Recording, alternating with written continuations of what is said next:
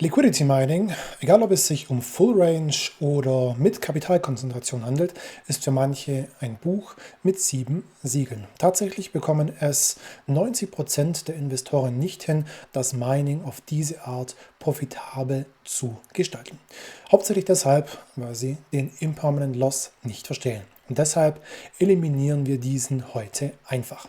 Wie das genau funktioniert, erfahrt ihr im heutigen Video. Bis gleich.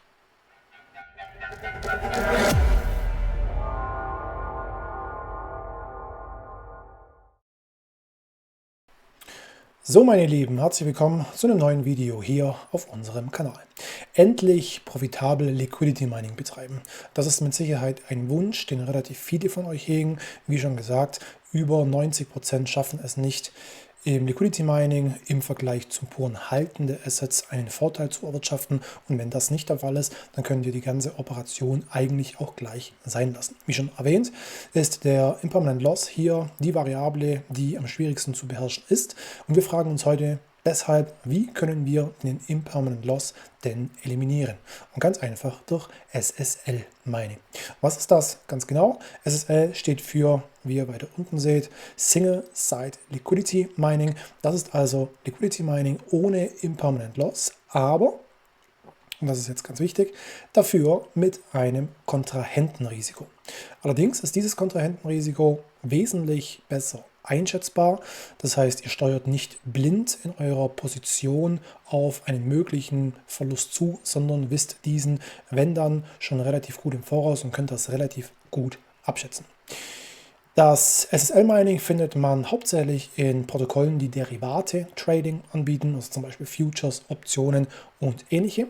Und heute zeigen wir euch zum einen ein Protokoll, mit dessen Hilfe ihr genau so ein Liquidity Mining ohne Impermanent Loss vornehmen könnt, aber auch die Vorgehensweise, wie man die Qualität der dort angebotenen Pools erkennt. Warum wollen wir diese Vorgehensweise mit euch teilen? Weil das Risiko ganz transparent sein soll, damit keine bösen Überraschungen beim Erzielen von Erträgen auf euch warten. Mit dem gesagt, lasst uns gleich mit dem nächsten Punkt starten. Okay, wir stellen euch heute das sogenannte Gains Network vor, ein Derivate-Trading-DeFi-Protokoll, welches tatsächlich auch schon etwas länger existiert. Wie wir hier sehen, ist es operativ tätig geworden Ende 2021 und es ist auch ein nicht allzu großes Protokoll. In den Hochzeiten hat es hier mal knappe 60 Millionen US-Dollar Total Value Locked und steht jetzt momentan bei etwa 17 bzw. 18 Millionen Total Value Locked. Es ist manchmal vielleicht auch ganz intelligent, die nicht so großen Protokolle zu nutzen. Warum? Da kommen wir in einem Video, das später diese Woche bzw. nächste Woche erscheint, noch genauer darauf zu sprechen, warum ja, es manchmal besser ist, Kapitalkonzentrationen so gut es geht zu vermeiden. Wenn euch das interessiert, abonniert einfach den Kanal, damit ihr dieses Video dann auch nicht verpasst. Wie schon gesagt, dieses DeFi-Protokoll bietet die Möglichkeit an, dass man Derivate-Trading hier vornimmt. Wir gucken uns auch einmal die Homepage etwas genauer an. Das ist quasi die Landingpage und wenn wir jetzt hier auf Traden klicken, kommen wir in die Benutzeroberfläche hinein. Es ist also relativ schlicht gehalten, tatsächlich würde ich auch sagen standardmäßig alles aufgebaut. Darüber soll es eigentlich aber heute auch gar nicht gehen. Wichtig ist nur zu wissen, dass man eben bei diesem DeFi-Protokoll nicht nur Kryptowährungen, sondern auch Fremdwährungen, Aktien, Indizes, Rohstoffe und andere Sachen handeln kann. Es ist also ein sehr, sehr breites Protokoll und ist unserer Meinung nach auch, was das Thema Transparenz, gerade auch was die Funding-Gebühren angeht, unschlagbar. Worauf wir aber eigentlich darauf zu sprechen kommen wollen, ist die Sache, wie ihr dort eben das Single-Site Liquidity Mining betreiben könnt. Und dafür gehen wir hier auf Verdienen bzw. auf die dementsprechenden Vaults. Und das Network bzw. dieses DeFi-Protokoll ist auf verschiedenen Blockchains aktiv, Arbitrum, ApeChain und so weiter und so fort. Wir werden uns heute aber vornehmlich die Arbitrum Vaults etwas genauer angucken. Hier seht ihr, dass wir momentan 3 an der Zahl haben. Bedeutet also, dass ihr entweder ETH, USDC oder GNS, das ist der protokolleigene Token, als Kollateral zum Liquidity Mining hinterlegen könnt. Wir werden uns hier jetzt aber den GUSDC Vault etwas genauer angucken. Wichtig ist eben zu wissen, dass wir hier einmal die Rendite sehen. Hier wird, meine ich, die Rendite der letzten 7 Tage oder 30 Tage angezeigt. Das können wir uns gerade mal etwas genauer angucken. Das sind tatsächlich der letzten 7 Tage, also 7,69%. Hochgerechnet auf ein Jahr war die Rendite in den letzten 7 Tagen. Wichtig ist auch zu wissen, dass auf der Arbitrum-Blockchain in diesen Vaults eine gewisse Bindung existiert. Das bedeutet, dass ihr zum Auszahlen immer momentan, lasst mich gerade gucken, 3 Epochen zu warten habt. Und eine Epoche geht meistens 3 bis 4 Tage, wie wir hier sehen, vom 20.04. bis 23.04. Das sind also 4 Tage, sprich, das wären dann 12 Tage, die ihr bei der Auszahlung warten müsstet, um dann auch wieder rauszukommen. In der Zeit bekommt ihr aber auch weiterhin eure Renditen. Jetzt wollen wir, bevor wir uns die Risiken dieses Pools etwas genauer angucken, noch kurz klären, was denn das zuvor erwähnte Kontrahentenrisiko bei der Nutzung dieses Pools überhaupt ist. Und zwar ist es eigentlich relativ simpel. Wenn Trader auf dieser Plattform traden und das mit Hebel machen, es geht tatsächlich nur mit Hebel, dann wird natürlich hierfür, um den Hebel bereitzustellen, ein Kredit benötigt. Und die Liquidität für den Kredit, wo kommt die her? Natürlich aus dem Vault.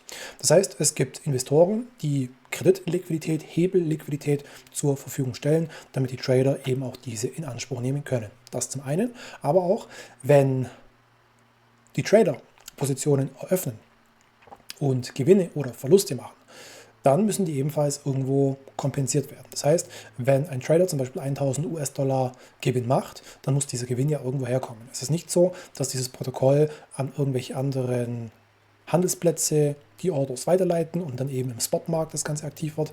Nein, das funktioniert so in diesem Bereich nicht, sondern das Protokoll sorgt dafür, dass die Gewinne, aber auch die Verluste innerhalb des Protokolls bleiben. Bedeutet also folgerichtig, dass die Gewinne der Trader die Verluste des dementsprechenden Vaults oder Liquiditätspools sind. Genauso aber andersrum, die Verluste der Trader sind die Gewinne des Vaults bzw. des Liquiditätspools.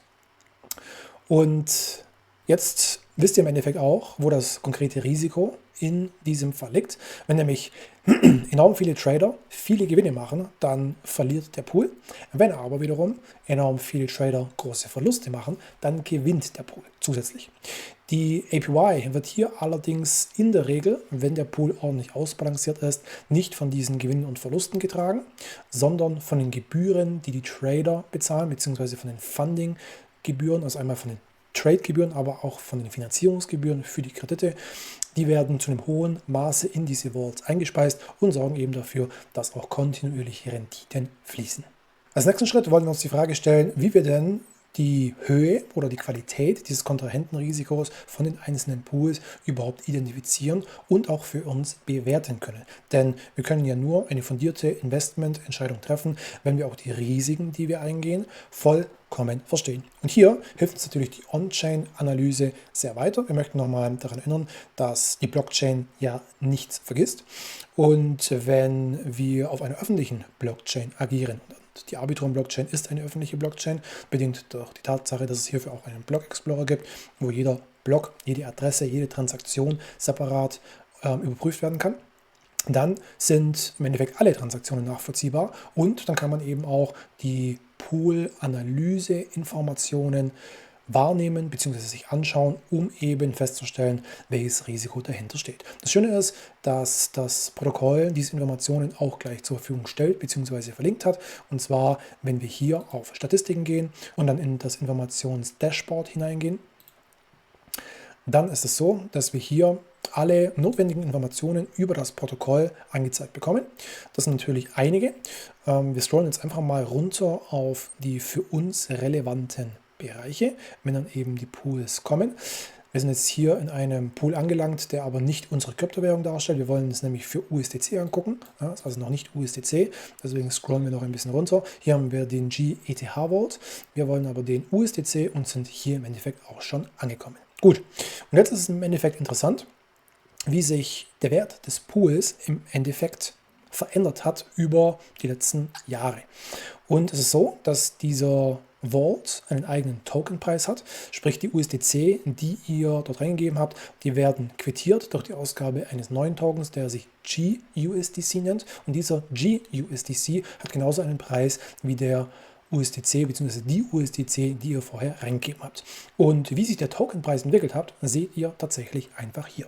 Wir blenden jetzt mal die Polygon und die anderen Blockchains aus, damit einfach nur Arbitrum übrig bleibt. Und hier seht ihr, dass diese Kurve sich tatsächlich wie ein Uhrwerk bis auf ganz, ganz wenige Ausnahmen immer nach oben entwickelt hat.